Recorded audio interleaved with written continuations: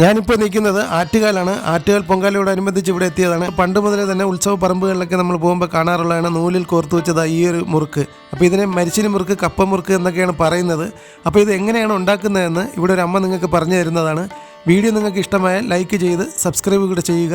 അപ്പോൾ നമുക്ക് വീഡിയോ കാണാം. ഇതിൻ്റെ പേരെന്താണ്? ഇത് എങ്ങനെയാണ് ഉണ്ടാക്കേണ്ടത്? മരിച്ചിനി മുറുക്ക്.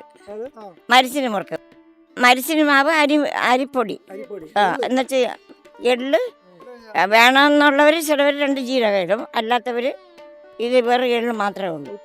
ഉപ്പിടും.